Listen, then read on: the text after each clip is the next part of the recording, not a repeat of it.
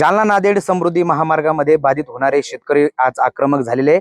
समृद्धी बाधित शेतकऱ्यांना योग्य मोबदला मिळण्याच्या मागणीसाठी गेल्या 166 दिवसापासून जालन्यातील देवमूर्ती येथे आंदोलन सुरू आहे आणि या आंदोलनाची सरकार दखल घेत नसल्यामुळे आज समृद्धीत बाधित होणारे शेतकरी आक्रमक झालेले आपण पाहू शकतो। या आक्रमक शेतकऱ्यांनी जालना सिंदखेड राजा जो महामार्ग आहे तो देवमूर्ती येथे रोखून धरलेला आहे। बऱ्याच वेळापासून या शेतकऱ्यांनी हा रस्ता रोको आंदोलन सुरू केलेलं आहे। यामध्ये आपण जर पाहिलं तर महिलांचा सहभाग मोठ्या संख्येने आपल्याला या आंदोलनामध्ये पाहायला मिळतोय।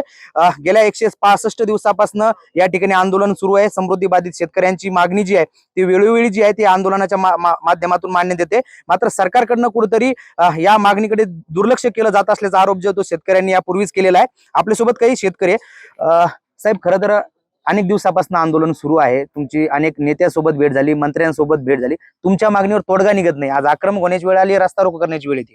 तोडगा म्हणजे उपमुख्यमंत्री एकनाथ शिंदे जे या खात्याचे प्रमुख आहेत, MSSRDC त्यांच्या अंतर्गत येतं।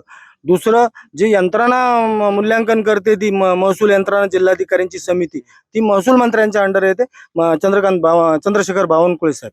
या दोघांनी क्लिअर आदेश दिलेले आहेत। VC चे आदेश म्हणजे डायरेक्ट आदेश असतात, ते आदेश मानले गेले नाही। नंतर सामंत साहेब आले उद्योगमंत्री, जे एकनाथ शिंदे साहेबांचे एकदम खासमखास जवळचे, त्यांनी क्लिअर सांगितलं प्रशासनाला की तुम्ही सक्तीनं अवॉर्ड का करता, तुम्हाला अवॉर्ड मिळणार आहे का? शेतकऱ्यांना देशोधडीला लावण्याचं कुणी सांगितलं? आम्ही पैसे देणार आहेत, यांना अन्याय झाला नाही पाहिजे, 15 दिवसात मिटिंग लावतो। 15 दिवस मिटिंग व्हायला आज 25 दिवस झाले तर मिटिंग लागली नाही। एकंदर सगळं परिस्थिती पाहता कुणीच आम्हाला साथ दिलेली नाही।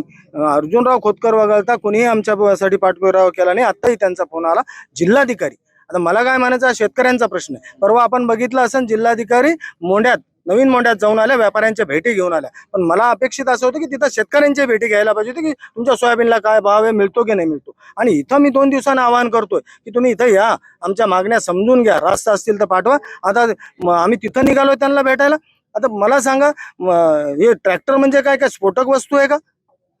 ट्रॅक्टर आम्ही 4 दिवसा अगोदर सगळं निवेदन दिलंय प्रशासनाला, इथून PI पासून ग्रामांतरापर्यंत, की आम्ही ट्रॅक्टर बारदाना सगळं तुमच्या हवाली करणार, लेकर बाळांना तिथं आम्ही ट्रॅक्टरमध्ये एका सरपण आहे आमच्या चितेचं सामान आम्ही सगळं घेऊन जाणार आहे, आम्ही दिलं होतं। मग त्याच वेळेस ते आम्हाला सांगायचं होतं की नेता येणार नाही। आम्ही इथून निघालो, हा रास्ता रोको केवळ आणि केवळ आम्हाला कोणाला हे करायचं नव्हतं, पब्लिकला आम्हाला वेटीस धरायचं नव्हतं। हा केवळ जर रास्ता रोको करायचं तर पोलिसांमुळे रास्ता रोको होते, त्यांनी आम्हाला इथं अडवलंय। आता आमची इथं भूमिका एकच आहे की इथं कलेक्टरने मला यांचा फोन आलाय खोतकर साहेबांना की बावनकुळे साहेबांना आदेश दिलेत। मग आदेश दिले असतील तर कलेक्टरने एक तर स्वतः इथं यायचं किंवा लेखी आदेश आमच्या मागण्या मान्य झाल्याचा आम्हाला पाठवायचा आहे, तरच हे आंदोलन मागे होईल। नाहीतर इथंच आम्ही जेवणाचा भंडारा इथं सुरू करणार आहे, इथंच करू। राठी साहेब, तुम्ही म्हणता की मंत्र्यांनी अधिकाऱ्यांना आदेश दिलेले आहेत, मग अधिकाऱ्यांना करायचं नाही की मंत्र्याची मानसिकता नाही, तुम्हाला खेवत ठेवणं चालू लावलंय हे सगळं? मला काय म्हणायचं, एक बॉस असतो, बॉस आदेश देतो, सबऑर्डिनेटला तो मान्य करावाच लागतो।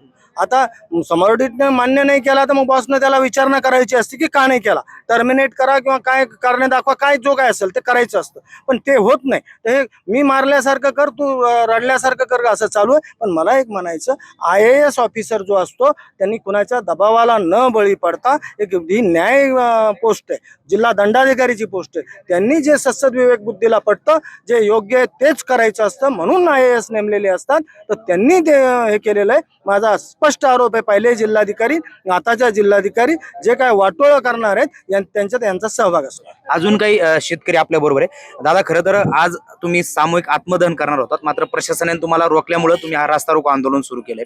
काय नेमकी मागणी आहे आता आणि किती दिवस आता आंदोलन करायचं? आता isakal.com आहे देशातील नंबर 1 ची मराठी न्यूज वेबसाईट। प्रत्येक अपडेटसाठी isakal.com ला नक्की भेट द्या।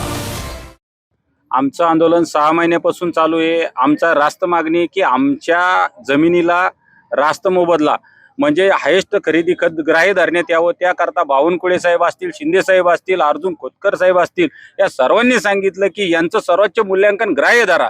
मग मला एक सांगा, प्रशासन म्हणते की यांना लेखी आदेश पाहिजे, लेखी आदेश द्यायला ते तयार नाहीत। म्हणजे त्यांचं म्हणणे, आम्हाला जी कुजबूज ऐकू आली की आमचा जो प्रश्न आहे जालना नांदेडचा, तो फक्त देवेंद्र फडणवीस साहेब, माझा स्पष्ट आरोप आहे, देवेंद्र फडणवीस साहेब जे ह्या राज्याचे पण आता एका पक्षाचे मुख्यमंत्री म्हणून स्वतःला मिरवतात आणि सुसंस्कृत म्हणून स्वतःचीच पाठ स्वतः ठोपटून घेतात आणि जसं जालना नागपूर मुंबईला जसं त्यांनी 2013चा तडजोडीचा कायदा लावला आणि शेतकऱ्यांना भरघोस पैसे देण्याचं काम केलं, त्याच्यामधले विदर्भातले 7 ते 8 जिल्हे होते, पण मराठवाड्यातले फक्त 2 जिल्हे होते.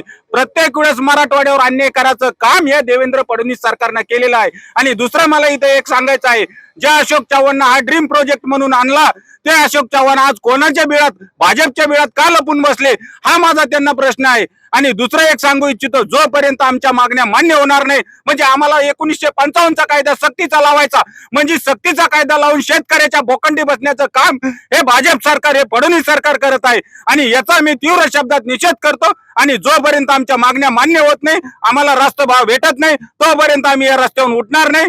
आणि जर पोलीस प्रशासनाला सांगू इच्छितो, जर तुम्ही आमच्या संघ अरेरावीची भाषा केली तर हा शरद बुंबर इथून उठणार नाही. तुम्हाला काय करायचं तर करा, जलात टाकायचं तर जलात टाका, शिक्षा भोगायला तयार आहे.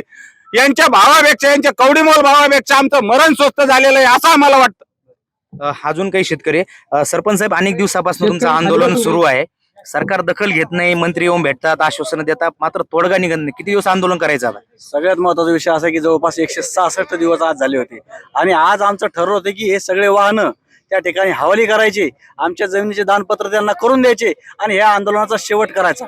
आम्ही आंदोलन आज संपवणार होतो असा आमच्या सगळ्या शेतकऱ्याचा निर्धार झाला होता आणि तोच उद्देश घेऊन आम्ही परवा दिवशी निवेदन सुद्धा दिलं होतं आणि आज या ठिकाणावर निघालो होतो. परंतु मध्येच आम्हाला पोलिसांनी अडवलं की तुम्ही ह्या गोष्टी करू शकत नाही, म्हणजे आम्हाला जगू द्यायचं नाही, मरू द्यायचं नाही असा निर्धार प्रशासनानं केलेला आहे. सगळ्यात महत्वाचा विषय काय आहे की तुम्हाला निर्णय घेताना एवढ्या आडमोठेपणाची भूमिका घेण्याची गरज नाही. सुप्रीम कोर्ट सांगतं की सगळ्यात जास्त तुम्ही खरेदी खत धरू शकता, काही अडचण नाही. मग गुतलंय कुठं काय? महत्वाचा विषय असा आहे की आम्ही शांततेत आंदोलन चालू होतं, आम्ही शांततेत घेऊन चालतो आणि आमच्याच जमिनी, आमचीच जनावरं, आमचेच ट्रॅक्टर तुमच्या मोबदल्यामध्ये आम्ही सांभाळू शकत नाही, हे आमचं सगळ्याचं ठाम मत होतं. त्याच्यामुळे आम्ही ते स्वाधीन करणार होतो आणि आज आंदोलनाचा शेवट होणार होता.